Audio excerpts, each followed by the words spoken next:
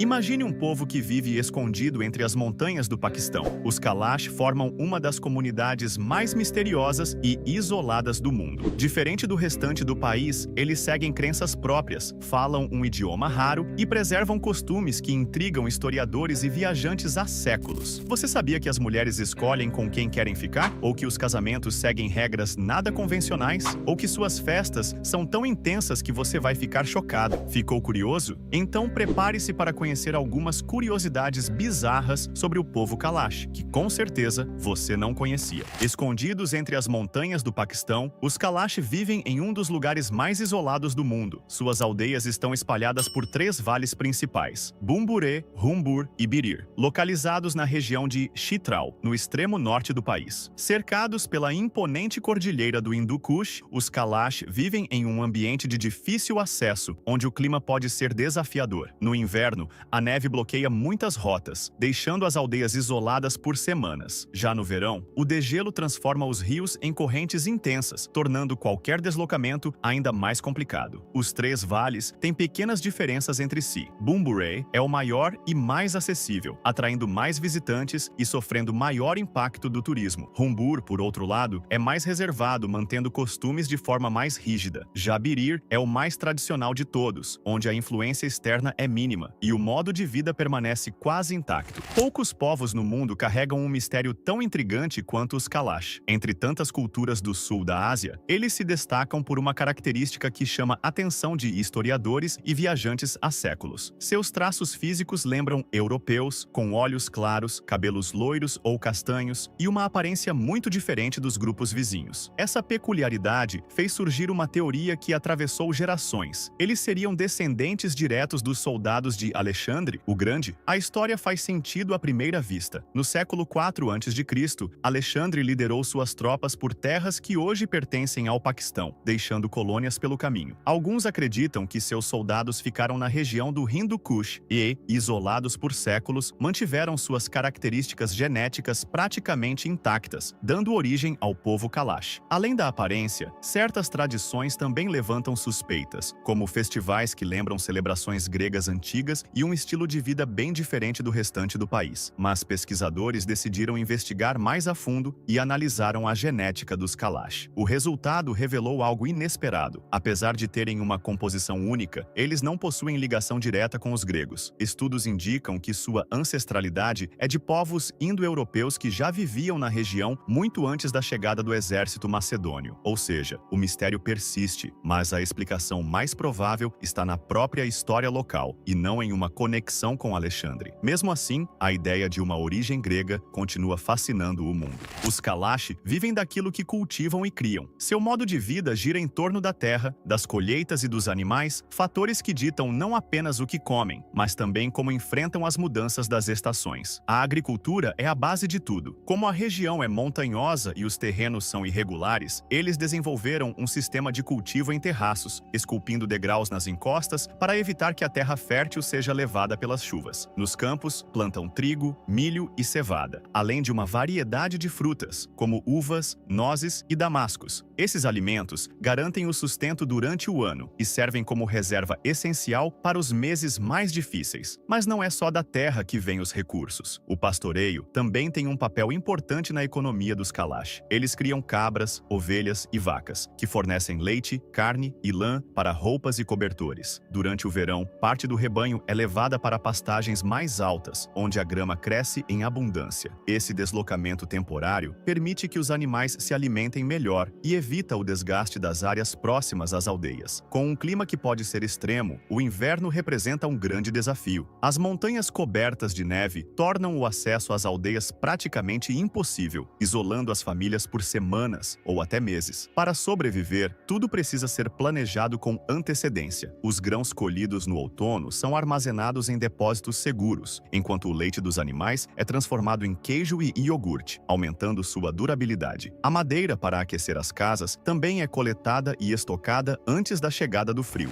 As aldeias Kalash foram projetadas para se adaptar ao terreno montanhoso onde vivem. Ao invés de ruas largas e casas espalhadas, as moradias são erguidas em terraços, aproveitando ao máximo o espaço disponível. Essa construção em camadas cria um efeito curioso. O telhado de uma casa muitas vezes se torna o quintal ou a área de convivência da família que mora acima. O material usado na construção é retirado da própria região. As paredes são feitas de madeira e pedra, oferecendo resistência contra os ventos frios e as chuvas. Já os telhados, geralmente planos, servem para diferentes atividades, como secar grãos ao sol, armazenar lenha ou até como espaço de lazer para as crianças. Além de práticas, essas casas ajudam a comunidade a se manter unida. Como são construídas muito próximas umas das outras, é comum que vizinhos e parentes dividam tarefas do dia a dia, como cozinhar, cuidar dos animais e reparar as estruturas quando necessário. Outro detalhe importante é que essas construções precisam ser resistentes aos terremotos, que não são raros na região. Por isso, os Kalash desenvolveram técnicas para reforçar suas casas, combinando pedra e madeira de forma a criar estruturas mais flexíveis, capazes de suportar tremores moderados. Entre os Kalash, as mulheres têm um papel que desafia muitas tradições vistas na região. Elas não apenas cuidam da casa e dos filhos, mas também participam das decisões da comunidade, escolhem seus próprios parceiros e desfrutam de uma liberdade rara em sociedades vizinhas. Desde cedo, meninas e meninos crescem lado a lado, sem distinção no acesso à educação e às tarefas do dia a dia. As mulheres ajudam na colheita, no preparo dos alimentos e na criação dos animais, além de produzirem tecidos, roupas e objetos decorativos que fazem parte da identidade cultural do povo. Durante os festivais, são elas que lideram as danças e cantos, mantendo vivas as tradições que passam de geração em geração. Ao contrário de muitas culturas próximas, o casamento não é uma imposição familiar. As mulheres têm total liberdade para escolher seus parceiros e, se o relacionamento não der certo, podem pedir o divórcio e se casar novamente sem que isso seja visto como desonroso. Existe até uma prática curiosa. Se uma mulher casada se apaixona por outro homem, esse novo parceiro pode pagar um valor ao marido atual para oficializar a união, sem escândalos ou conflitos. Outro costume único é a existência do bachale, um espaço exclusivo para as mulheres durante o período menstrual e o parto. Diferente do que muitos podem imaginar, essa tradição não é vista como um castigo ou isolamento forçado. Para as Kalash, é um momento de descanso, troca de experiências e fortalecimento dos laços entre elas. As mulheres Kalash se destacam não só pela aparência, mas também pelo jeito único de se vestir. Elas costumam ter pele clara, olhos que variam entre verde, azul e mel, e cabelos castanhos ou loiros. Mas o que realmente chama a atenção é a maneira como elas usam a roupa para mostrar sua cultura e seu papel na comunidade. Elas vestem longos vestidos escuros, geralmente pretos, mas cheios de bordados coloridos com desenhos geométricos e detalhes feitos à mão. Esses bordados não são apenas para enfeitar, cada um deles tem um significado e representa um pouco da história do povo Kalash. Fazer uma dessas roupas leva tempo, e muitas passam de mãe para filha como parte da tradição. Os acessórios também são muito importantes. As mulheres usam vários colares de miçangas e cocares decorados com conchas, contas e outros pequenos enfeites. Esses detalhes mostram a idade e a posição da pessoa dentro da comunidade. Durante os festivais, os acessórios ficam ainda mais trabalhados, deixando tudo mais especial. Diferente de outras regiões do Paquistão, onde muitas mulheres precisam cobrir o corpo e o rosto, as Kalash mantêm um jeito mais livre de se vestir. As cores fortes e os acessórios chamativos não são apenas uma questão de estilo, mas uma forma de mostrar quem são. Mesmo com o contato cada vez maior com o mundo de fora, elas continuam vestindo as mesmas roupas de suas antepassadas, mantendo essa tradição viva.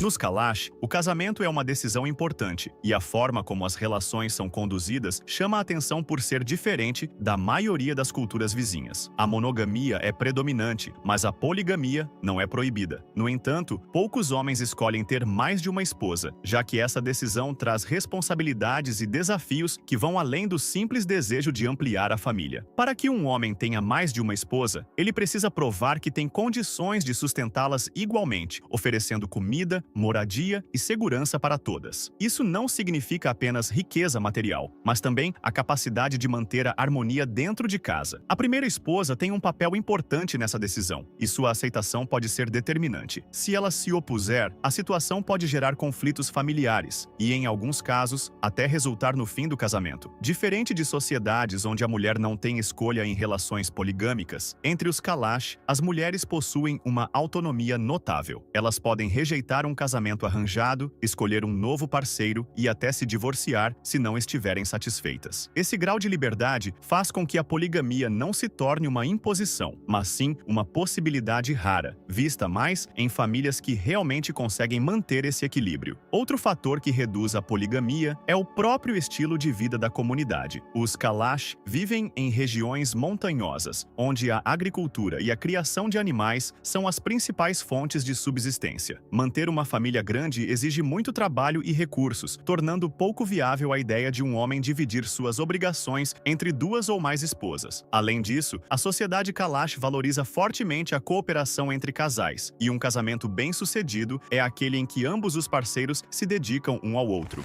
O idioma Kalasha é falado por um número cada vez menor de pessoas e corre sério risco de desaparecer. Com menos de 5.000 falantes, essa língua faz parte de um grupo raro dentro da família indo-iraniana e tem características únicas que a diferenciam até mesmo dos idiomas vizinhos. Por muito tempo, a língua foi transmitida apenas oralmente, sem um sistema de escrita padronizado. Isso torna a preservação ainda mais difícil, já que grande parte das histórias, tradições e conhecimentos do povo depende da memória dos mais velhos. Com o passar dos anos, o uso do Kalasha vem diminuindo, principalmente entre os mais jovens, que aprendem o Urdu na escola e acabam deixando o idioma de lado. Além disso, o contato cada vez maior com culturas externas tem acelerado essa perda. Muitos Kalash precisam se comunicar em outras línguas para estudar, trabalhar ou mesmo acessar informações na internet. Sem registros escritos e sem incentivo para ser aprendido pelas novas gerações, o idioma pode acabar desaparecendo em poucas décadas. Apesar dos desafios, há iniciativas para documentar a língua e tentar preservá-la. Alguns pesquisadores e membros da comunidade têm se esforçado para criar materiais escritos